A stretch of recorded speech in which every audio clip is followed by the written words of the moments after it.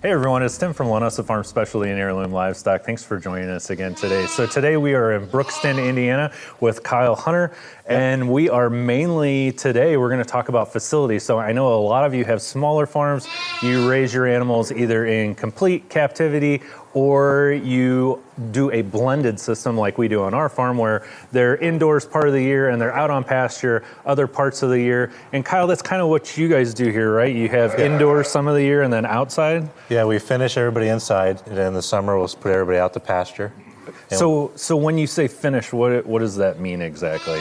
So they're born inside and then They're born inside, and then we'll wean them inside, and then we'll try to finish out the lambs. Okay. And then any of our keepers will go outside, first timers, and ewe lambs and ram lambs will go outside. But primarily we'll finish everybody inside, and the ones that go to market will go straight to market. So you're known throughout the United States for Dorsets, right? Yep, Dorsets and breeding stock. Okay, so why Dorsets? Dorsets, they kind of do really well. They're good mothering. They grow really well. We'll average probably 1 to 1.2 pounds per day on the lambs. Wow. So we can get them in and out pretty quick. And then they're long-lived, and they're just hardy sheep.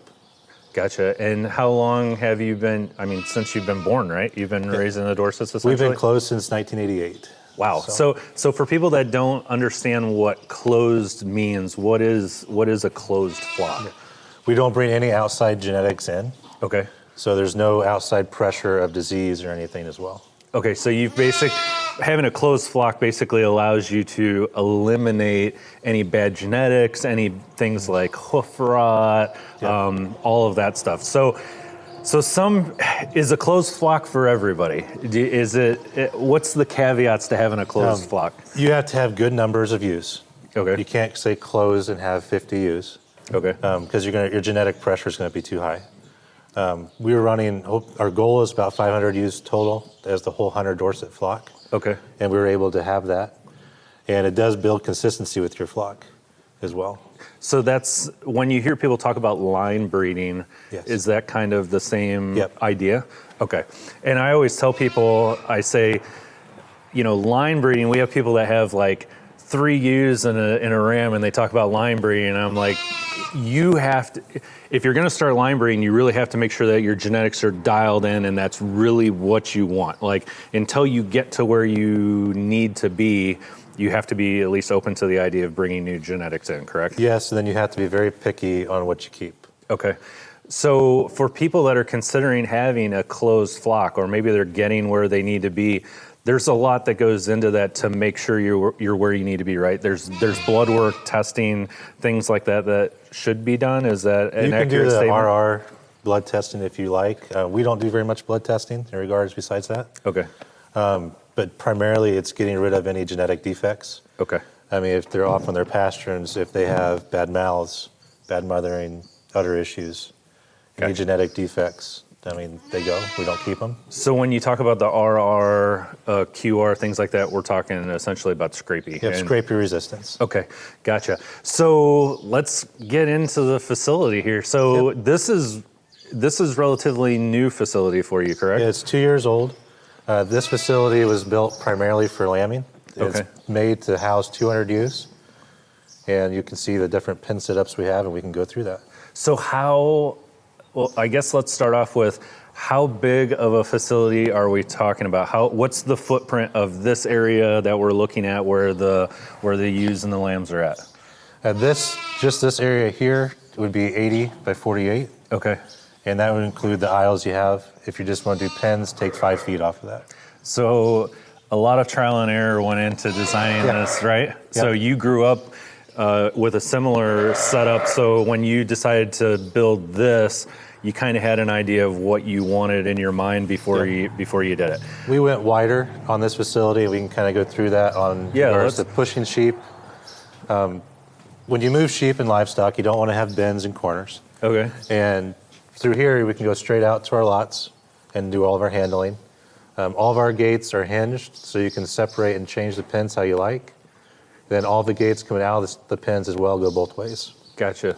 So when someone's thinking about building a setup for their sheep or goats in this manner, what's the importance of having the center aisle? Is it important to have it in the center? Could you have it on the side? I mean, what? We like to have it in the center so I can walk down and I can visually look at all my stock. And when I feed, because we're doing a grain and hay ration, that's how we do it today. Okay. If you have a TMR and you're driving down, I would suggest you just have a bigger aisle. And what's a TMR? A total mixed ration, if you're going to be having a tractor and a mixer drive down to feed. Gotcha. And we see that online sometimes with the bigger confinement, I should say. I think I said captivity earlier. The confinement setups is they have a wider center aisle, and essentially they're going through every day and they're shooting the feed kind of alongside where the animals can reach out and the get feed to bunks are in the side shot. Gotcha. All right. So how, I guess just kind of walk me through and kind of show me how is this broken down? And this is kind of a modular system too, right? At any point in time, you could kind of switch things up, make some pens bigger, some pens smaller? Yeah, we do have modular gating that we can go from each post and separate our pens. The only thing I would do different is we are looking at maybe having more water spaces to do that division. But all of our waters are two-sided, so you have that capability to change and adjust your pens. So those are electrified and fed waters. So essentially, it keeps them. It's always clean because they've got a nice small tray to drink out of, right? Yep. And then it's thermostatically controlled, I would assume. Yes. So when people are looking at, can we go in and look at our water? Yeah. All right, let's hop in and look at our water while we're on the. Well, we can see these guys over here are drinking out of it. Is there a concern when they're small? When they're babies about being able to get up and get water out of it, or about the time they're at the size that are going to start drinking, it's about right for them? About 30 days, you want to be able to have that to where they can do that. And I can show you how we did our concrete. And I would always recommend you want to have steps and ledges. Okay. Here's just a slam latch. There you go. So underneath the waters, there's two separate ledges, and I wish it was cleaner, but that's a 16-inch water, and then we have a 8-inch riser. Okay. And we have more concrete on the bottom, so any of your manure is against the concrete, it's not against your water. Even though these are stainless waters, I mean, it will still have issues in the to come. Sure, just from the chemicals in the manure will cause corrosion on the steel, right? Yes, and then the reason that we have actually this gap on the side is that second step for lambs. Okay. Instead of having just the concrete with the water, we have the extra lip on there as well for lambs to get up. For when you clean your barn, I mean, you actually have the extra steps. Oh, I didn't even think about that. So when you're coming in here with the skid steer cleaning out, you want it to where you're not going to be banging into your waters, right? Because that is probably 2 to 3 inches on top of limestone or stone sand. Okay. And that's what we're standing on. So when you clean it, then you have actually an extra step. There's 2 steps. Gotcha. And some of the ewes that are shorter use it. Is there a magic number when it comes to the waters as far as how many animals a water can support? There is. I mean, these waters can support anywhere from probably 100 ewe groups. Wow. But you want to be careful. I mean, you can get bigger waters, obviously, for more groups. Mm-hmm.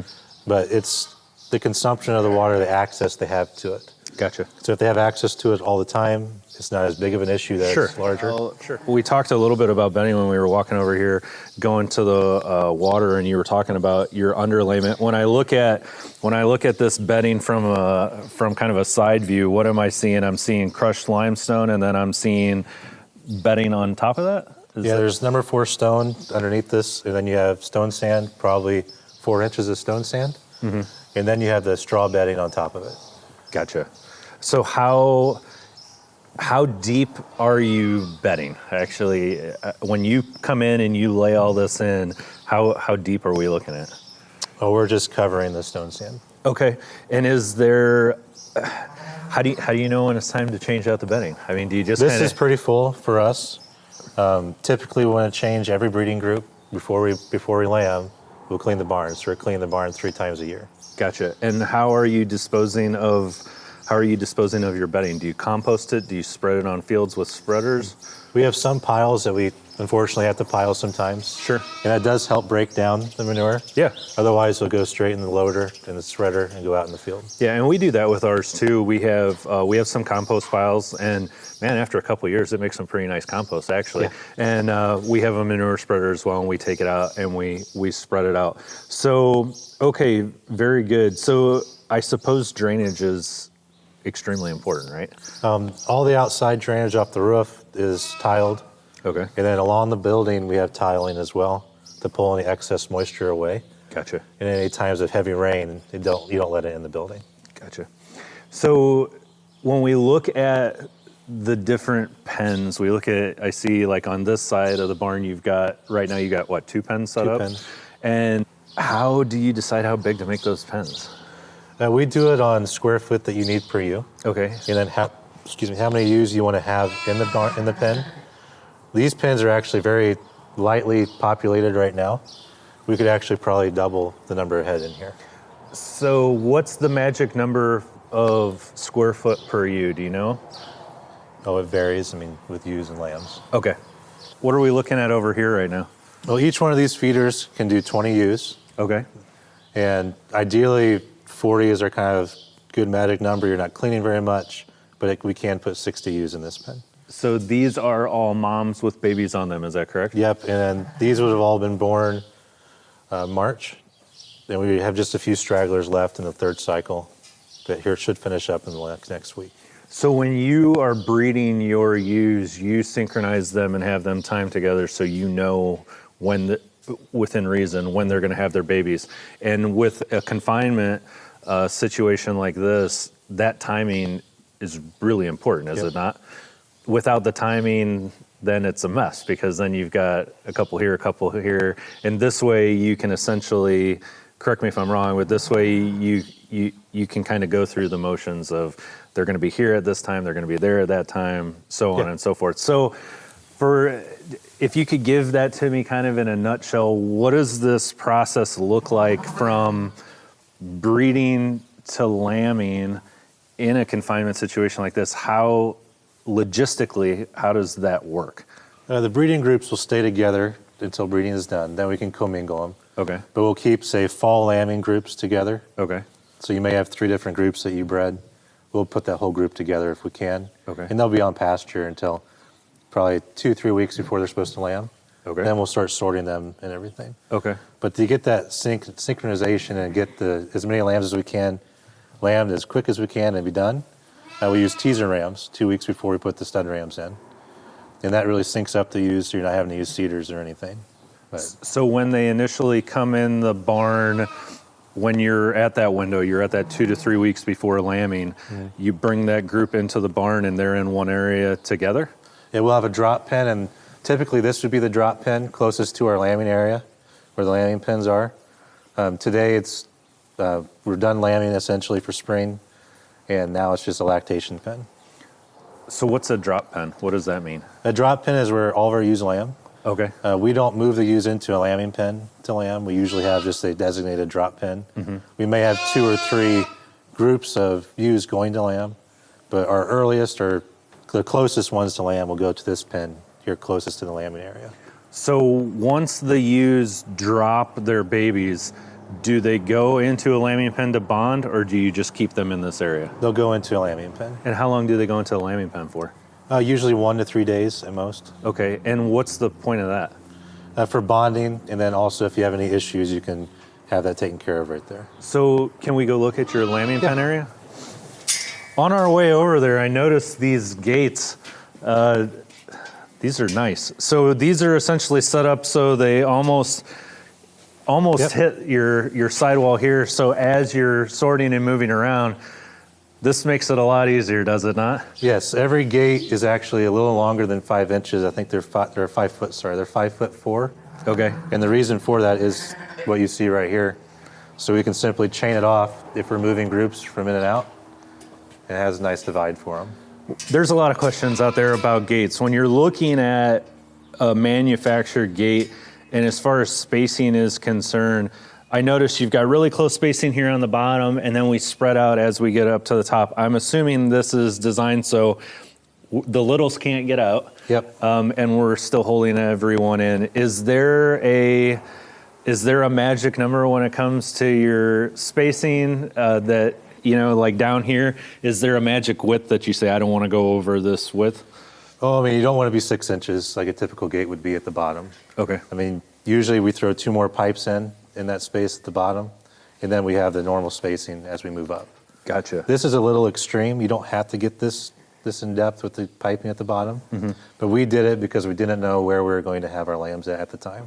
Gotcha. So this way you're set up to wherever they're at, you're good to go. You always want to sit up because your first initial thought, it'll always change in the end. Right. So you want to be able to use all your space and all your pens for anything you want. Tell me about these latches. These latches are from New Zealand. They're Tapari, and they're slam latch. And the nice thing about them is it can be a simple slam latch, but it's just a simple motion to open. So you're just reaching. There's no pulling a latch, and you're not having to worry about closing it. It's pretty simple. When it's closed, it's closed. Gotcha. So our biggest thing is why we partner with Tapari, not only on their equipment, but their softwares. I mean, just the simplicity of their designs. So tell me about Tapari. Are they, where are they out of? They're out of New Zealand. Okay. So the folks in New Zealand know a thing or two about raising sheep, do they not? Yes. Good deal. And for somebody that looks at something like this and they say, oh, that really looks expensive to me, if you don't mind telling me, what's the average consumer out there, what are they looking to spend on something like this? I think you're looking at just a little over $100 per latch. And it can pretty much, it looks like it can mount to almost any gate within reason. In New Zealand and in the UK, you'll find a lot of stuff as an oval pipe. So that's what these were designed for. You see the square latch. Obviously, we use round pipe mostly in the States, and we just retrofitted it for it. Gotcha. So when a person buys this, does it generally come in a kit to where you've got the latch and the plate as well? Yeah, if you'll just want to designate if you want a left hand or a right hand. Oh yeah, I didn't think about that. Right now, this is a left-handed gate, and you cannot switch this to the side if you wanted a right-handed gate. Gotcha. So, good deal. but I mean, it makes it easy for even our 4-year-old to come out here and open gates. Right, and the nice thing is if you've got your hands full, you can just kick the thing shut and it latches, and you can hear it, and you know when it goes home, it's there. And this gate swings both ways, doesn't it? Yes. Okay. And with most of the latches in the U.S., if you have a spring, you're having to pull here separately. Yes. And then you have a potential for a catch on your fingers and such. With this, you don't have it at all. Nice. So yeah, it makes it easy. Good deal. All right, well, let's check out those lambing pens. Yeah, the center aisle is nice because you can kind of store some of your hay in here if you want to. Keep it nice and clean. For somebody that maybe is considering not pouring concrete for their center aisle, could you build this up with limestone and have a stone center aisle? Is there a reason you would want to have concrete? Concrete we push around. We have a lot of big square bales. Okay. And we may feed those in the aisles. So we're moving those up and down the aisle. Sometimes you're moving pallets of feed. And so, for our bigger barns, we'll push that pallet of feed down to where the creep feeders are if we're doing bagged feed. Sure, I didn't think about that. And this is wide enough to support a pallet?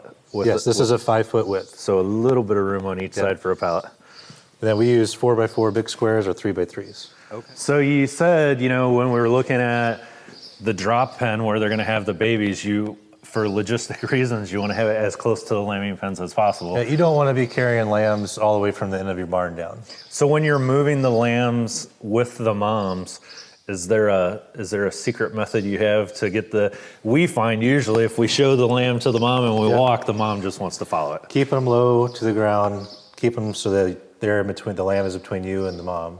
Gotcha. The only issues we may ever have are first-time lambers. So these are your lambing jugs?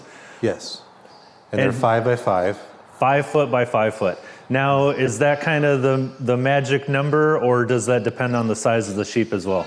It can depend on the size of the sheep. We like the 5x5. If you have ewes with twins or triplets, it's not too small, where they not have the potential to lay on their lambs. You can do a 4x5, and it does work, but for some of the Dorsets, they do get bigger. Having the extra space just ensures that there's no issues with that. And this is a modular design as well. These can break down, essentially? Yes, they break down and then they fold up so you can store them. And did you just make these yourself? Yes, we did. So these are just, this is rough sawn. Is this oak? This is oak, and we do use poplar as well, as it is lighter. Gotcha. And this is an old Midwestern Plant Service design, and that we kind of modified. Gotcha. So kind of tell me about how these things go up and tear down. I see what you've got hinges in the corners, essentially? Yep. So it's pretty easy. There are hinges. And I mean, all you have to do to tear this down is you pull the gate rods, and then these fold up. Gotcha. So and I noticed you've got your latches inside the door. So essentially you just unlatch it and swing it open. And then at the end of the season, when you're done in here, you can just fold these up and stack them flat, or stack them. You can fold them up and put them somewhere. What we'll do, cleaning wise, we come in with our skid steer, and it's really nice because you can just fold these down, pick them up, move them out of the way, come in and clean. Then you put them back right away. So when individuals are thinking about building lambing pens for their flock, how do you figure out how many lambing pens you need? Is there the more you have, the better. Right, so, especially when they're synchronized, right? Because you could potentially have a lot of them dropping all at the same time. Yeah, we will have 8 to 12 sometimes in a day, and that can be intense if you only have 12 lambing pens. They're full. Gotcha. So, and then of course we'd like to have everybody out in 1 to 2 days, but it doesn't happen all the time. Sure. So you really want probably 15% more lambing pens than you have of the used lambing. Gotcha. And is this room temperature controlled? It is insulated, and it does have the capability to be heated, but we actually have not heated it because we've not had the need to do it. I know sometimes when people have lambs or they have kids, they think they need lots and lots of heat in order to stay healthy, but really that's not necessarily the case, is it? You've just got to have them out of the weather, out of the wind, and at a reasonable temperature. Obviously, if it's 20 below zero outside, that's a problem, but do you use heat lamps, anything like that? We don't use any heat lamps here. Okay. And tell people about, what are your thoughts on heat lamps? Is there a downside, other than burning your barn down, is there a danger to giving them too much heat when they're young? I wouldn't say so. Some of our old buildings do use heat lamps. We don't use any at this facility. And there's a benefit when it is really cold, that building is not insulated, and it's open more. Gotcha. But most of the time you'll see the lambs go away from the heat lamp. They won't be roasted or anything. Sure, absolutely. But the only downside we really had with them, of course, was the concern for the straw bedding and everything, and sheep messing with them. Right. And it was an extra thing that we had to watch and take care of. Sure. And heat lamps have come a long way in the past decade. I know we use Premier One heat lamps. They're fantastic. They're all completely enclosed. They're like a poly. I wouldn't say they're plastic, but they're a polymer. The poly with a cage on the end. Yeah, and man, those things are fantastic. As compared to the old barn burners that they were made out of cheap aluminum, and they would you'd have all kinds of problems. So we are a huge fan of Premier's heat lamps. That is for sure. So what is this room used for when you're not lambing? Or are you lambing pretty much all year round? We lamb 3 times a year, so spring, fall, and the winter. Okay. And it's going to be retrofitted, this building, on the new side, and we're going to have our handling system throughout here. Gotcha. Try to have it inside. Gotcha. But otherwise, it's not really used. So let's talk about airflow. How important is airflow when someone is thinking about having a confinement setup? That's a huge deal, right? Big deal. So why is airflow such a big deal? For control of respiratory disease and health of the animals. Gotcha. And so how do people get the airflow that they need? I suppose you have a couple components, right? You've got the height of the building, you've got fans maybe if you need them, and you've got cross flow of air. How well does the air flow through the facility? So the biggest thing when you're building your building is, where's your building located at? You don't want north or west. I mean, west is the worst, to be at the end of your building where your big doors are. You don't want that coming in. So, I mean, ours is facing, that is north. We have Plico windows, which we recommend, instead of using a curtain, Premier has a very nice screen that we're going to be using in some of our other buildings. This is more the lambing building. The more finishing buildings we'll use the screen in. But we do have fans. And the important thing about if you're using circulation fans is that it's not directly on the animal. Okay. Our fans they're designed for this length of the building, and it pushes the air out of the doors at the very end. Gotcha. So your breeze and all your air is above where the animals are. And why is that important? You don't want to have it on the animals; you'll cause more problems. Gotcha. That way. So these are the windows that you have now, and they kind of open up and rock out essentially? Yes. So these are uninsulated. The ones in the lambing pens are insulated, but they can be adjusted to whatever height you want. I mean, this is the typical one we're on. The nice thing about these is if it's raining, it doesn't let the rain in. That's what I was noticing when I was looking at that. And we had looked at, we're getting ready to put up a new facility, and we had looked at Premier.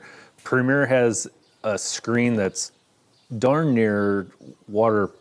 Yes, and that's what we're going to be using. So. And I think you just pull it tight and you attach it with battens, and it goes on the side of the building, and it lets the air and the sun come through, and no rain. It's really comes in. good. It does shade the animals as well. Gotcha. The only issues we ever had with it, if you have a light, fluffy snow, you might get some snow in. But otherwise, that's a great product. We're doing it in our other buildings. We're actually taking this side out, and we're just going to do this netting. And the only reason for that is the cost of the windows. Sure. So you're still going to keep the windows on the north side that's going to get the most wind, and then on the south side you're going to have You can do that, but we're actually going to do the screen on both sides. Gotcha. And way more cost effective, right? Yeah. We only have this building set up this way as we lamb in this building. Okay. So we want it to be able to button it up as tight as we can if we have to. How important is the overall height of the building? Height helps us in regards to your quality of your air. These are 15-foot trusses. The lower you go, the more airflow you need to get that stuffy air out. If you build a livestock building, this has a full ridge vent as well, and soffit vents to help move that air that gets trapped up there with the ammonia and everything. So essentially you're sucking air in from the eaves and it's going out through the top. Yes. Gotcha. How about insulating the roof? We don't have insulation. This is a drip stop. And what this helps is that condensation and that heat that you build from the livestock, causing that condensation then to rain back in your building, making your pens wet. So essentially, if it does condensate, it hits the drip stop and it runs out? Yes. Gotcha. Was that more cost effective than doing the insulation? Yeah, and I wouldn't recommend insulation just because of the fact of birds. Tell me about that. Birds will tear it up, try to nest in it. And we have noticed that with ours. In our barn, we put it was kind of a poly-faced or a plastic-faced insulation that was crushed, and especially on the outside edges, they just got in there and ripped it. They started to rip it up. Tell me about lighting. So we have skylights throughout our building.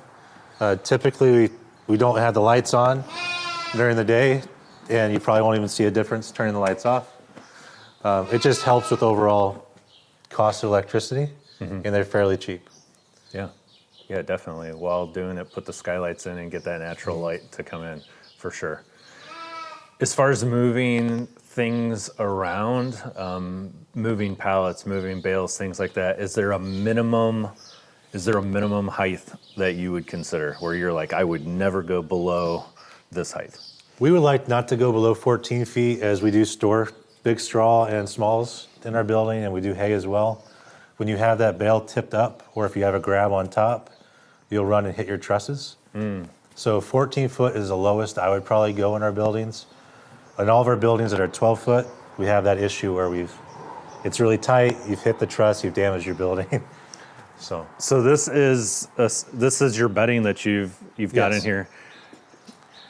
And we've talked a lot, we've done some videos talking specifically about small squares, but I don't know if we ever talked about the large squares.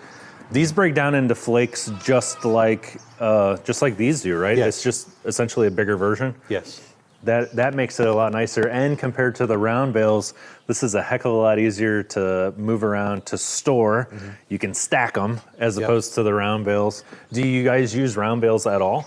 We're phasing out round bales. We do have them on our feedlot side and outside feeding, but we're moving all to big squares. So specifically for that reason, There's a lot of waste associated with big squares, outside storing them. And you're storing all your big squares inside. The bale quality is better. We can run a chopper on our big square baler and making the particle size of muzzle length for you. And that gets your best growth and best consumption as well. Gotcha. Good deal. But we'll use the big squares when we clean the building. We'll use one big square per side, and it makes it a lot easier. So when I'm looking down through your barn, I see daylight down there. Are those sliding doors or those roll-up doors? What do we have there? The two 10-foot doors are sliders, and then we have one 6-foot door that's in the center that's a straight roll-up. And we chose to do that straight roll-up so you have no nesting issues. It just keeps the door cleaner. Sure. And then as we move down through the barn, what do we have going on down here outside the barn? Is this where some of your handling setup is at? Yep, outside the barn, we'll have our chutes and our handling system and our different lots that we'll have when we're actually moving through the sheep, sorting the sheep for breeding stock purposes, for lambing purposes. And the handling system will be out there, but we are going to be doing some stuff inside as well. So we're walking by your bunk feeder here that I see. It looks like this is something that you've built yourself as well, yes? Yes. So tell me about your bunk feeders. So what made you decide? What do you like about this design? Is there anything you would do differently, or is this kind of what you've settled on? We like this because you can feed grain and hay in the feeders, and then you have the proper spacing for your livestock. And then we do grain and hay. We don't do any TMR rations. So these are also portable. There are legs underneath. You just pick them up and move them with the skid steer. Gotcha. And how long are these? These are 20-foot feeders. 20 foot, and how wide? I believe they're 16 inches. Okay. And then they've just got a solid plywood floor on the bottom of them, is that correct? Yes, and then you want to make sure that your floors are always untreated, even if you're using them outside, so you're not having the livestock eating off a treated board. Gotcha. And then, of course, the nice thing about sheep is they've got that built-in lanolin, so over an amount of time, especially with your sideboards and stuff, they get a nice healthy coat of lanolin on them that pretty much waterproofs them, we've noticed. All right, good deal. So no treated wood on the bottom. Do you care about treated wood on the sides, or? Everything else is treated except our slats. We're using rough sawn oak. You can use treated slats, but this is a little bit hardier material, so you don't have any breakage or anything. Is there a magic number as far as the spacing is concerned? Can you go too narrow? Can you go too wide? Yes. Tell me about that. I'd have to look and see what my spacing is. Okay, but essentially when people are looking at the spacing, what are the concerns? You need to have your spacing to where all your animals can comfortably be next to each other. You don't want it too tight because then you're not utilizing all your spaces. You don't want to cause any head catching issues. And if you're too wide, you're going to have to where two ewes or two lambs or rams try to use one space. And that's where you have head catching issues. Gotcha. Is there, obviously a lamb can jump into this. Yes. I guess that would maybe be one of the downsides, would be having them poop in there and stuff like that. Yeah, that would be our only downside that we do have with these feeders. We've tried to, we'll have a sliding, there's a gap here in the ends that we can put an end gap here because these are just slightly wider. And this is where the lambs come in, which we don't like to have happen. Sure. Now, as far as feeding is concerned, are you giving them free choice? Are you feeding them just a certain amount per head per day? How do you decide on how much? A certain amount per head per day. And then the grain is typically around 2 pounds per head. But our ewes, like these ewes are getting ready to go into get breeding, and they're only receiving half a pound a day of grain. So we don't have to grain very heavy at all, and our ewes keep their flesh very well. Gotcha. And a lot of that is going to depend on the breed. I know the Dorsets tend to hold their weight a little bit better than some breeds. They're kind of the happy medium. We've had some breeds that you give them a little bit and they get fat as a bull. And then we have other ones that it seems like they need to be fed an exorbitant amount of grain. So these are ewes that are getting ready to be bred. Is that correct? These would be winter lambers. and the falls are in a different area, but this is a winter lambing group that's going to be exposed for fall. So when we talk about the walls, now I notice you do have boards on the bottom. You don't have well, I assume the metal goes all the way down to the ground, or does it stop there and then you've got boards down around the bottom? It stops, and the board is on the inside and outside of the building. And that way, if we do run stock, like there are pastures on this side of the building, the animals can be up against your building. You don't want steel down where the animals will be. They'll mess with it, gnaw it, damage it. Butt it, whatever. Yep. You'll get dents, things like that. How high do you like to go as far as that cladding is concerned? Right now, I think we're about 4 feet, 42 inches. Okay. I mean, we typically do 7 2x8s. It's kind of our magic number that works well. You can do more, but we find that that's probably the happy median right there, with the airflow and then the height of the animal. I notice these ewes over here in the corner. This is a little bit of a different setup. Tell me about this feeder that you've got going on over here. And that's a big square self-feeder or hay feeder. That's a wooden one. We do have steel ones, and it just collapses in on itself as the ewes eat. And we'll load it in the back with a big square, and then that usually lasts a group of 40 ewes, maybe a week. Can we go in there and take a look at it? Yeah. These are some nice looking ewes. Wow. How old would you say this group is on average? Wow, look at this one. Yeah. That is a monster ewe. Tell me about that ewe. All the ewes, all of our numbering, the first digit is the last number of the year they were born. So she was a 9. She's most likely a 2019, not a 2001. Right. So 2009. And then the last prefix of the numbers would be for what stock they are, and then what number of lamb they were that year. Gotcha. About how long does it, for this breed, about how long does it take for them to reach full mature size? Oh, I mean, you're going to be a year and a half to 2 years before they're fully mature. We'll have used lamb at 11 months of age, though. Okay. So we want everybody lambing, of course, that first year of their life. We'll expose them twice. If there's any issues and they don't lamb the second cycle, then we might see about moving them on. Gotcha. But step to this side here.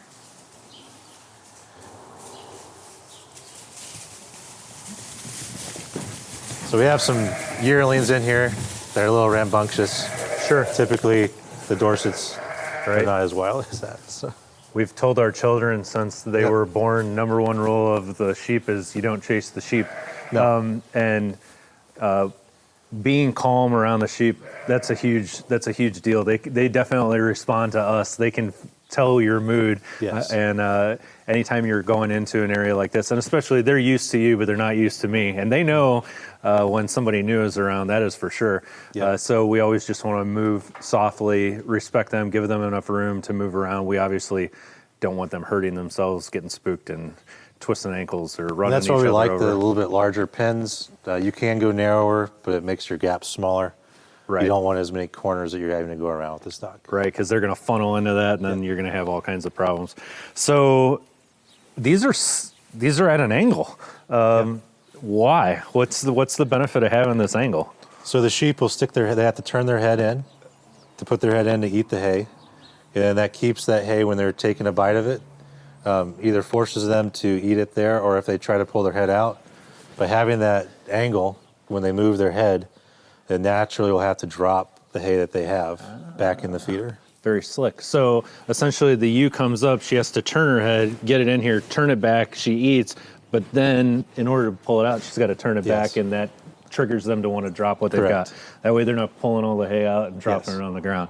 So this slides, I noticed you've got a slide on each side, and you could take this one out, pull this back, load your large square in, put this back on, and then as they eat, this essentially It just slides back and forth. Just slides back and forth. Now this is just a wooden one that we made to try to figure out what we want to do with our steel ones. And I mean, you can see most of the time we'll have slats on the other side as well. So we do use these outside, and they eat from both sides. Gotcha. How did you decide on, so this is your prototype, essentially. Yep. And now you're going to have this made out of steel? Yes. Gotcha. It replicates kind of our round bale feeders that we do have in steel already. Okay. So is there a magic angle?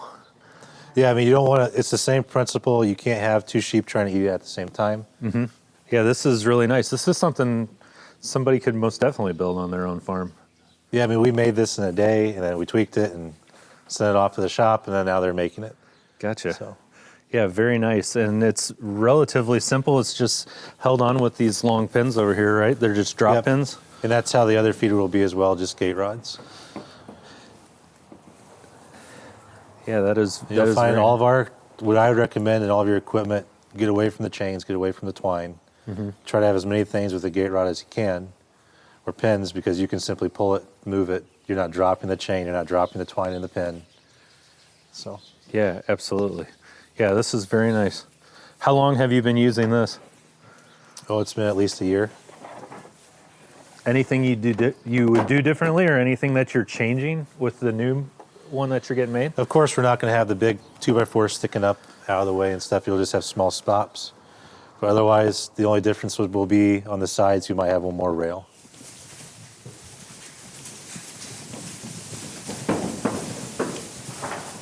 I noticed that your gates that you have in here separating your pens are pretty much the whole width of the pen within reason. Yes. And that's just to open it up to give you more room when you're cleaning out? Yes, because these gates will go all the way back against the wall, and that gives us the most space to clean.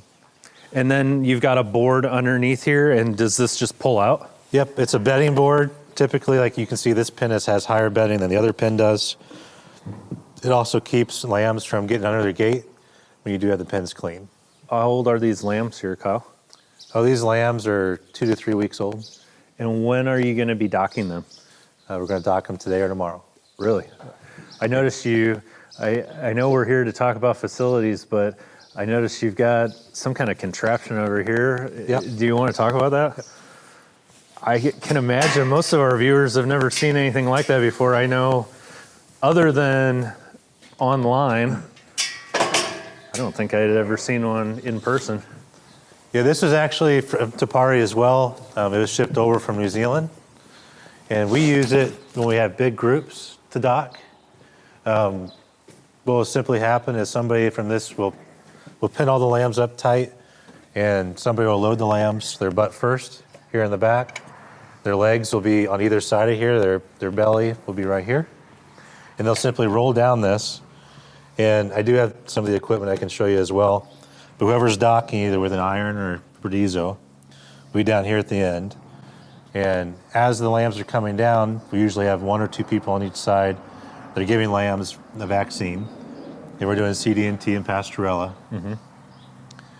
And, I'm sorry, we're not doing CD&T at the time because we are doing tetanus here, but we are doing a Pastorella vaccine. Gotcha. And you can do other vaccines if you want because the lambs are exposed. So we'll dock the tail here. We'll clean them up if we have to do any iodine or any issues down here. And when the lamb is done, the operator will simply grab this. The lamb's feet will come out. Then he'll fall on his butt, and he'll run away. Wow. Now, I had done docking with you in the past.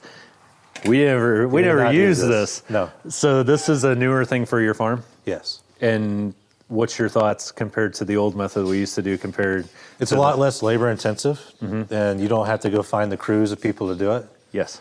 And when you are lambing, say 100 ewes in a group, and you have 200 lambs, it can wear you out or wear your crew out because you're holding the lambs. Yeah, I remember you and I doing, it was like 160 one day. Yep. And I think by the end of the day, we were both kind of walking like this because it's in your arms. It's hell on your back, it's hell on your arms. So this is very nice. Like you said, now will you have more than one lamb in this chute at a time? You'll have 1, 2, 3, 4, you'll probably have 5 to 6 lambs in this. So as I pull that lamb out, the other lamb is sliding down. It's just it's a lamb conveyor belt, essentially. Yes. The nice thing about this versus traditional docking, these legs do adjust. So the guy down here is always standing straight up. It's always presented the same every time. And you don't band your tails, you're cutting them off. Correct. So I know in the past when you and I have done tails, we were using the Burdizo and we were actually using a knife. You talked about a hot iron. Have you converted over to the hot iron? This group of sheep has been converted over to the hot iron. There are benefits to both. You do have it to where it sears it and cauterizes it right away. Mm-hmm. The Burdizo is a good piece of equipment, but if it's not quite adjusted right, you don't get that good seal. Mm-hmm. And I know it was pretty rare, but I would say maybe out of 100 that you and I were doing, you get one that has really, really good arterial flow, and then you've got a bleeder, and you got to try to clamp it, and you got to hold it, and that kind of stops the whole process. Sure. Where I assume the hot iron is, it cauterizes it. Once you do it, you're done. Yep, and we have it right inside here, too. Oh, cool. Let's take a look at that. Is there a downside to the hot iron? The only downside that we have found with this hot iron is you need to have good propane supply. Mm-hmm. If you start with a tank that's half full, you're going to run into issues at the end. Gotcha. And you're not going to be able to keep it hot. And that's when you're going to have inconsistent cutting of the tails. So how does this work? So this will be just simply attached to your propane tank. You do have a valve here on the end, and that adjusts your flame. And then when you do have the tail in here, because you're going to have the lamb's butt here, you're going to pull the tail through, you're going to close these jaws. Okay. And by closing that, you don't try to force it, just a nice even pressure, it'll seal that tail. Gotcha. And how long do you usually have to hold it for? Once the tail's off. Okay, so the tail will just fall off essentially. Once the tail falls off, you're good, you can move on. And then you're done and you know it's cauterized and they're done. Plus that, as far as bacteria, things like that is concerned, because of the heat, you're pretty much taking care of that issue as well. Yep, and then you have closed wound as well, so you're not having the fly issue. Oh, yeah, very good. Where would somebody find something like this? Obviously, this is Tapari. Yep, you can get this from Tapari. We do sell all the Tapari equipment here. We can source it as well. Okay, so individuals can contact you. Are you a Tapari dealer or just a partner with them? A partner with Tapari? So anybody that is interested in any specific items that they see that we talked about Tapari, you would be a point of contact for them? Very good. And we will get to your contact information. For those of you watching, you can check out the description below and we'll have contact information for Kyle. So if you have any questions or concerns, or if you're interested in getting any of the equipment that we talk about today, you can reach out to Kyle and let him know. Yeah. We work very well and very closely with Tapari. Patrick is a very good source over at Tapari. Their family has ran the business for a very long time, and we've loved all their products. So they're getting shipped to you from New Zealand, is that accurate? Or do it's coming into Kansas City, okay. And that's where their distribution point is. So I noticed we've got a creep area set up in here. Can we talk about that? Yeah.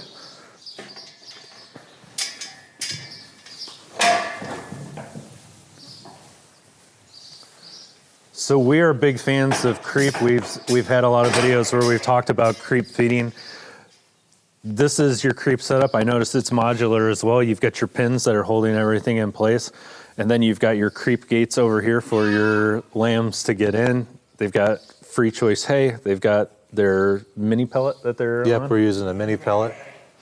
Any thoughts on using a mini pellet as opposed to a texturized feed when it comes to lambs? You can use both. We prefer the mini pellets just for the sheer fact of its flowability in your feeders. The lambs will go to a texturized feed typically a day or two quicker than pellets. But as we had the larger groups and we're doing self-feeding, the mini pellet has been a good source for us. Gotcha. And you don't have any problem with ewes getting through this? This is just about the right size for you? Correct. Yeah, you can. All of our metal ones we have too, and this wooden one, these do adjust.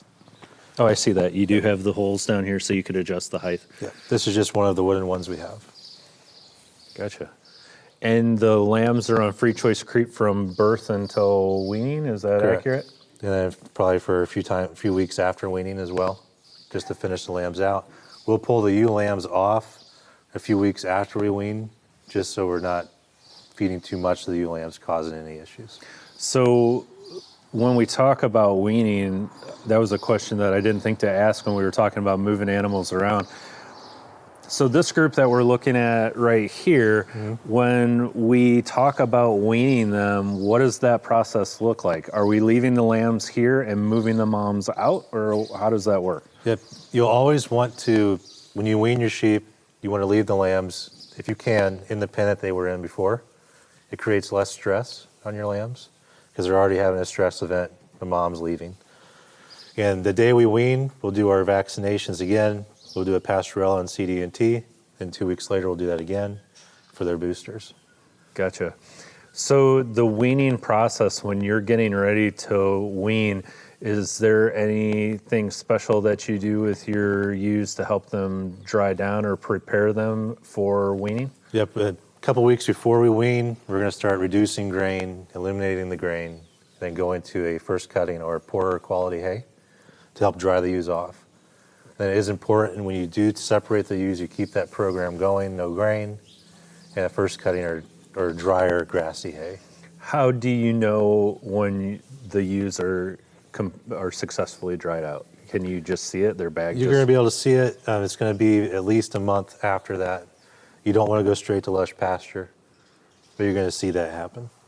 I know sometimes we get calls from our followers and they have just weaned, maybe they're a day post weaning, and they're like, oh my gosh, my ewe looks like her bag's so big, or my doe looks like her bag's so big. Should I go in there? Should I milk her out? Anything like that. They're gonna swell a little bit a couple days post as that milk's still being produced, so they're not being milked, but eventually it will start to go down. Obviously, we don't want to go in there and start messing with them or stimulate them, because then the problem just starts over. You're going to start it over again. They're going to think they have lambs on them. It'll just cause a problem. Gotcha. The biggest thing when you do have those pens or the ewes are drying off, they're very dry, clean pens, is you don't want to have any mastitis issues. Gotcha. Will you go through and sort these lambs? Is there a process for deciding who's a keeper and who's not, and when do you do that? Because when we do wean, we're going to weigh all of our lambs, so you're going to get that weaning weight. Then you're going to do weighing periods after that, like 90 days, 100 days, to see performance. So you're tracking weight of your lambs. Are you tracking from birth? Do you weigh them at birth? We don't. We used to. It is a recommended practice to still do that. That way you can see feed conversion ratio from cradle to decision-making time. Is there a magic number? And I know it depends on your flock or your herd specifically. Is there a magic number that you're looking for as far as rate of gain, to where you say, if we're below this, you're gone? We really want everybody to be a pound. Ewe lambs, anything above a 0.8 this season. Gotcha. And as far as conformation is concerned, when you're looking at these lambs, we tell people, we're like, conformation when they're little is essentially going to be the conformation when they get bigger. I mean, as far as the structure is concerned, they're going to grow into that. But if you've got one that looks really, really bad when it's little, it's probably not going to change into something magical for you as it ages, correct? Probably not. The only things that could change are like your feet, your pasterns. If you are in a wet pen in a soft environment, you will cause pasturing issues. But I mean, we've really tried to, just like I said, you need to be picky about who you keep. We don't keep anybody bad mouths. So when we do wean in those sorts after we wean, we'll go through anybody with a bad mouth, off on their feet, any issues at all. Of course, we don't keep any singles out of the spring groups. Oh, really? So. And why is that? It's the typical time that those sheep should be lambing, so they should be producing twins. Looking at a lamb when you're sorting them out, you're basically just, what does that look like? Are you just running them through a chute and you're laying eyes on each one of them and weighing them and then making your decision right then and there? You're marking who's going to go and who's going to stay? We'll do kind of a gate cut, essentially. Like we'll go through, these are for sure market lambs just from physical. And then we'll probably go back through again. Here are the genetic ones. Here's any problems we had lambing or problem mothers. But then those lambs will also go in that marketing group. And then we'll come back and go through what lambs do we have to sell, and any replacements we should have as well. Gotcha. Is there anything that, as far as size, shape, and structure is concerned, that you're really looking for that might set one of these lambs apart, as compared to like a market lamb versus a lamb that you would want to keep for breeding? Yeah, but you want, for our stock, you'll want a nice thick front. You don't want to have a narrow-fronted animal. It's going to be nice, thick, and long. You don't want anybody that's going to be cowhocked or anything, any foot issues in that fashion. So when you talk about cowhock, you're talking about the way the back feet are turned, either in or out? Yeah. Gotcha. Well, I mean, they're hocks. We'd be in. I understand. Yeah, there's a couple nice, there was one that was kind of looking at us there in that group that's in the back there that looks really nice. Nice, long, flat, carries her weight nice all the way out to her dock. There's some nice thick looking lambs in here. Of course, you can see that. I was talking about this one right here up against the wall. But you can see that again in your ewes. They're all very full bodied. And this is more of a lot of people that are only familiar with the show arena and maybe what they've seen at the county fair or they've seen at Nail or wherever. This is more of a traditional Dorset as opposed to something that might have been crossbred up with something else. When I was a kid and I was growing up and seeing Dorsets, this is what I think of when I think of a Dorset. As far as the breed is concerned, they're just a more full body breed, are they not? Yeah, I mean, they're a shorter, thicker breed. We don't have any show stock. It's more of a commercial style of breed we have. And we've noticed it says a lot about the Dorset breed that a lot of the show folks and individuals that are doing LAI and artificial insemination, they go to the Dorsets for a lot of their surrogate mothers. And I think that says a lot about the breed because they're just really good. They're a really good all around sheep, right? And how do they do on pasture for you? They do great. I mean, in the summertime, there are times that we can actually take away grain, as long as our pastures are good. And we do rotational grazing, so we try to have that as much as we can.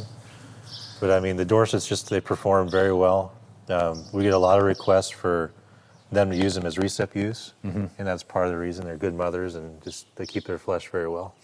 So when you talked about rotational grazing. When we leave our confinement area here and we go out, are we going out directly to pasture from here? After the lots, there are pastures, yes. Can we go out there and take a look? Yep. Man.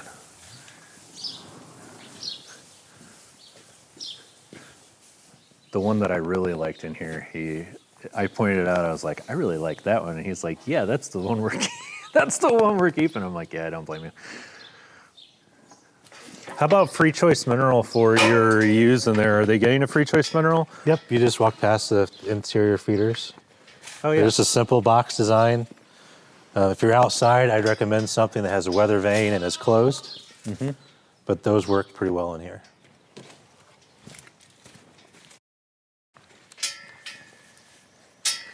So we've got lots of pens out here. Yep, so we have 4 pens. Typically, we're going to bring everybody in. They're going to come in this bigger pen first, and then we're going to bring everybody. It's just a bugle design. It's going to come through here. It's a what design? A bugle. Okay.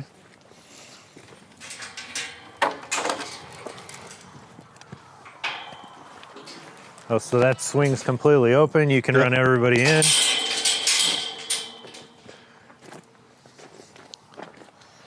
So everybody will run down here. We have another dividing gate that we can make this pen shorter, or if you're having issues, your groups aren't big enough, you can close it. And if we do go out to pasture, we do use this as well to go straight out to pasture. Very nice. Are you using high tensile on all of your pasturing? We use high tensile on everything. You can use a woven wire, but since we do have some horses on the property, we like the high tensile versus the woven. The horses aren't knocking it down. And then we like to run a 9 or a 10 wire. Yes. We have high tensile. If I were to do high tensile again, I would definitely do a 9 or 10 wire. For sure. And this is your crowding area? Yep, this is the chute. So they call this a bugle design just from the sheer, it looks like a bugle. But the whole reason design around this is they are funneling in. They funnel into your raceway versus having, you have the natural curves to do that versus a square or a circle. Sure. So we like it because there can be one person back here or just the dog, and the dog is just pushing them in, and naturally they single out and go down the raceway. And then down at the end of the raceway, you would have a sorting gate? Yep, that is just a quick fix. People can use that kind of sorting gate if they like, but our handler usually goes down there at the end. But as we did not have it at the time, we just threw that together real quick. Gotcha. Very good. Yeah, I mean, this has a two-purpose, this gate. I mean, it goes out this way to bring your livestock in, and it is supposed to press the livestock as well. So, very good. And then you will notice that they are different heights. Yes. We do that for deworming and reaching and vaccinating these. Sure. You got your short side to work on, and then your tall side to keep them where they need to be. Correct. When it comes to visualization for the sheep when they're going into an area or out of an area, is there anything that you want to consider as far as what they're looking at in front of them? If you have like a solid wall as opposed to something that they can see through? Yep, so if they're going to be going down a direction, you want them to be able to see through there, see that other sheep down there. So they go, okay, yep, I'm going to go down this way. You want this to all be solid. And that way they don't know what's going on out here. They just run against this wall.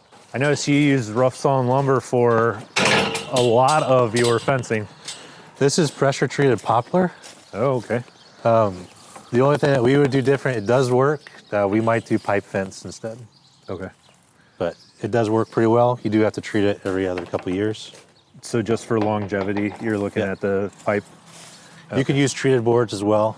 And these are locally manufactured gates that you have made. You have specs. You go to a local manufacturer and say, make it for me. Yes? Yes, these are the old Roan style gates, and they're made just up here in Monticello. All of our equipment is hot dip galvanized, and that way it lasts and it doesn't rust out. Gotcha. And then you have how much pasture ground do you have out here? This farm only has roughly 18 acres of pasture, and of course we need more. And the other farms do have some as well. We do rent out hay ground to subsidize that. As far as your pastures are concerned, is it just a grass legume mix, or? It's primarily like an orchard grass, and then there is some alfalfa and some legumes, but it's mostly orchard grass and like red clover would be mixed in. Gotcha. And we actually looks like we're going to get ready to go in pasture a little early this year. Yeah, we're in the same boat that you are with the good rainfall that we've had so far this year, and with the warm temperatures. I think we're coming up at the tail end of second winter now, and then next week we're back in the 70s again. You know, we no-till drill all of our pastures, not every year, but once every 2 years most probably. We did notice with some of the fields that we no-till drilled, especially when we're setting up a new pasture, a brand new pasture, you'll see the rows kind of for a couple of years, but then I suspect that by going through and replanting every couple of years, that would definitely eliminate that problem. That's where we do like the clover. You can do frost seeding, and then it does creep, so it helps fill those gaps, especially in hay fields that we have. Definitely. You want to make sure you use red clover, not white clover. Yeah, and that's because of the estrogenizing effect of the white clover, correct? Yeah, and then it causes a lot of bloat issues. Yes, we have a lot of giant red clover on our farm. People hear clover and they're like, "Oh no, clover!" Yep. And we have giant red clover that'll grow this tall, and we love it. We have very little issues with bloat. Everything seems to work pretty well. As far as having a pasture that has a lot of clover or maybe a lot of legumes on it, before turning animals out onto that pasture, is there any prevention that you take to help prepare them for bloat or to protect against bloat? We use bloat blocks. We do as well. And then you want to make sure animals are filled up. Primarily like on hay, you get them a good filled up on what they ate that morning, then you're turning them out so they don't gorge themselves. Right. We use Sweet Licks bloat guard blocks. We're a big fan of them, and that is a pre-treatment medication. We tell people that once they're out there, it doesn't do you any good to give it to them. So we pre-treat with the Sweet Licks bloat guard blocks, and then as you say, we always make sure that they're nice and full before we send them out, because we don't want them going out there and gorging themselves and having issues. So let's go in and talk about the tagger. I was really excited the last time I was here, and you were showing me this tagging system, and really what came to mind with me is I had seen this in dogs before. Essentially, it's a sensor that's going to go into the animal that you can just scan. Is that correct? Yep, it's a microchip or an RFID implant. And I was really surprised at the affordability of it when you and I were first talking about it. I thought initially before we got into the details of it, I thought, well, this is something I'm not going to be able to afford. But the reality is a majority of the cost is in the handset itself, the scanner, and the RFIDs themselves. They're comparable to your baby lamb tags. What is this that I'm looking at here? Here are 2 of our stud rams. Wow. What can you tell me about them? They are 2-year-old bucks. They're not the older bucks we have, but you can see a little bit difference. They're out of different sires. And I mean, actually the larger guy over there was one of our best gainers. He averaged 1.4 pounds per day when he was growing up. So we really like him. The biggest thing with our stud rams is we want to have rams that have good conception rates with groups of ewes. And these rams can breed any group of ewes to lamb whenever you want. I mean, they're going to have 80% or higher conception rates for fall lambs. When you're putting your rams in with ewes, do you have to kind of figure out, is there a magic number of ewes to ram, or does that depend on the ram? Do you find some rams can land larger groups and others can't? You can. You'll see that. I mean, I have no issues putting these guys in with 60 ewes. 60? Yep. Oh, wow. Typically, I wouldn't want to do more than 40. That's a good number is what I would recommend to people. Gotcha. So these 2 over here, these are 2-year-olds. These are 2-year-olds. And is this another breeding buck of yours as well? No, this is a lamb from a 4-H project that got stuck on the farm. I noticed when I came over here, is it a wether? Yes. I noticed he just kind of walked right up to me, and I was like, somebody's worked with you in the past. It's a 4-H project that I was not allowed to leave the farm, so. So he is a pet now. Yes. Very nice. But there is some use for animals like this, is there not? As far as the companion, these are flock animals. These are herd animals. Like they do not do well by themselves. So there's use for him in some certain circumstances. You may be able to put him in with someone to keep him company. And you can, and there is practices now using wethers with a hormone implant or injection for those teaser ram applications. We don't do that. And what do you have here? You have some... This is a small group of ewe lambs that are sold out of the winter group that just haven't left yet. How old are these lambs? They would be December, January lambs. Wow. So I see one ewe lamb in there specifically that she is a beast. So definite good feed conversion ratios on these guys, I would assume. And that's the lamb out of the ewe you like. No, oh, of course. Yeah, very nice.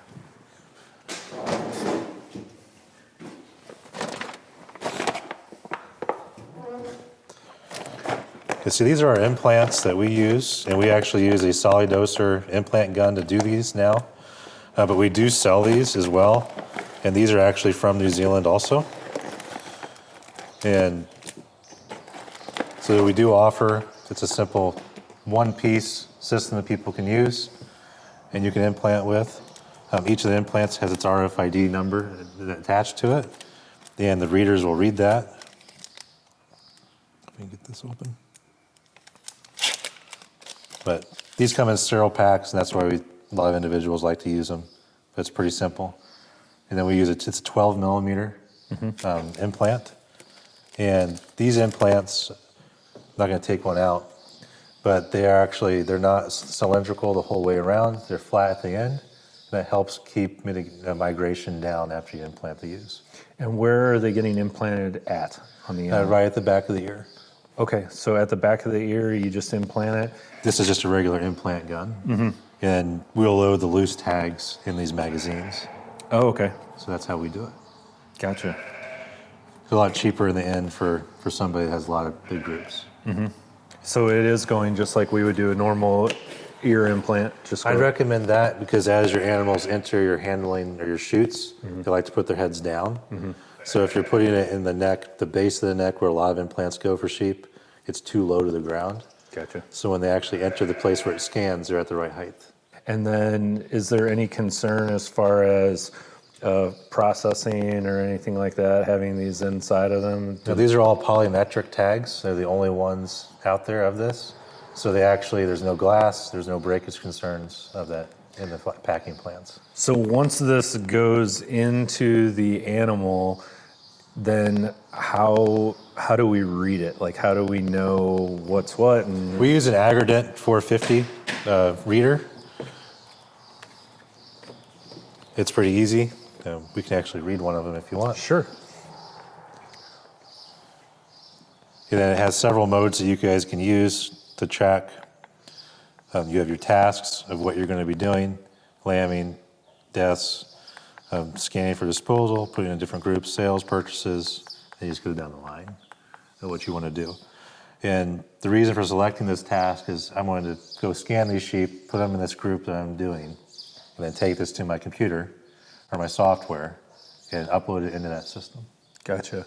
And so the cost is in the reader, right? Essentially? Yes. So the implants are relatively inexpensive. Yeah, I there. mean, right now we're looking at about roughly $1 per implant. So as cheap as a tag. Yep. And how much are they looking for to get like the scanner and things like that? For this, you're probably looking $800 to $900. Okay. But for someone that's going to use this year after year after year, and with large groups, the amount of time that it saves and everything else, you can probably Oh, it's really good because our hands or shepherds, they'll just walk around. They'll use this if they're lambing. They'll scan everybody in, and then they just can carry this on them and walk inside. Wow. Versus doing any handheld paperwork. Sure. And we do a lot of handheld paperwork on our farm. So when are you putting the implant into the animal? We're doing it on our replacements, and then we are doing it on all the lambs as well. So that way we can run through our handler, and it can scan them, weigh them, and kick them out right away. No reading tags, no extra handling of the sheep. That way you can track it the whole life of the animal. How close do you have to get to the animal to scan them? This doesn't have the wand attached. The wand, you could reach out to that animal. So with this, you probably got to be about this far away. Maybe was that 6 inches to a foot. And then you can get a wand attachment that makes it a little bit easier. And then I assume you could have some kind of a wand attachment inside of your scale or inside of your chute. Yeah, it's a panel. Okay. That they run up alongside, and it reads it for them. So just that easy, you got it. But we'll scan them, and we'll set our subgroups up as well. So the nice thing about using RFID tags, whether it's an implant or a tag, is our handler will actually sort and separate the groups as our software told it to. Ah. So we can set up our breeding groups inside, and we'll assign it to, we don't want to breed if he has daughters, we don't want to breed him to his daughters, so we'll separate those groups, and we'll run it through so it can read that tag, and it'll separate it into the groups we want. Very good. So just with that quick tap, you were able to pull it up on that. Yep, it'll pull this whole life data up on this if you want. Wow. Very cool.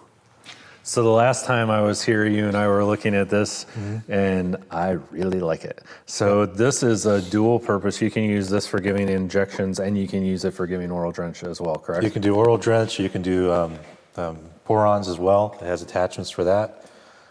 With this Easy Dose gun, there are 2 versions available. You have the one that is not linked to your scale, and then one is. This one is linked to the scale. And so as the animals run across the scale, if it's a Tapari, if it's in the other scale, you can use a true test scale. It will actually dose the animal according to their weight.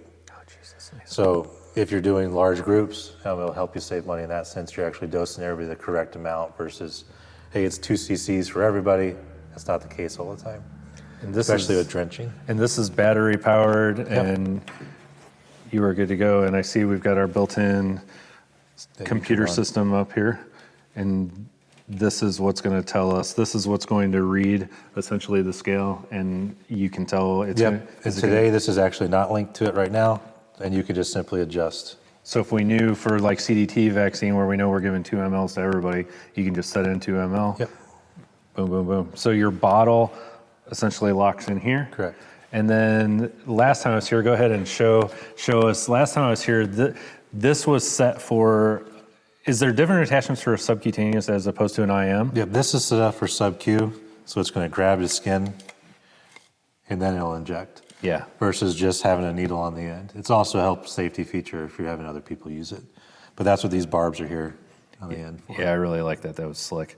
And as far as tear down for cleaning, things like that, is it pretty user friendly? It's pretty easy. You unscrew this, you go to your menu, then it will disconnect, and that's when you can change different attachments as well. So when an individual buys this tool, do they get it? Does it come in a bundle pack to where you get you get the drenching, the pour on, IM and sub-Q all together in one? I believe you can get all of them together. Otherwise, if you have a specialty attachment, you have to order that separate. And then it's all battery powered, so essentially this just comes in and out. You put it on a charger, and you're good to go. Wow, that is nice. Do I want to sit down before you tell me how much it costs? What's the cost on something like this? I would have to reference what today's cost, and you're looking at about the same cost of a reader. Okay, so about 800, somewhere like that. Which we love it because, I mean, you can give it to anybody. You trust the injections are done correctly. But $800, I mean, really, when you're dealing with a large group of ewes or does or sheep or goats, I mean, this thing is a phenomenal time saver, I would assume. And like you said, you know they're getting the right dose. You know they're getting the right one. There's just not as good of equipment in the States as we could have. Sure.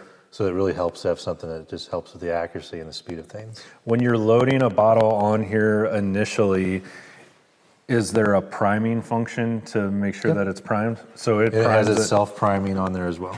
Wow, that's nice. So you know that first shot, you're not giving them air. They're actually getting... Yeah, when you do operate it, I mean, you simply can go to the priming feature of it.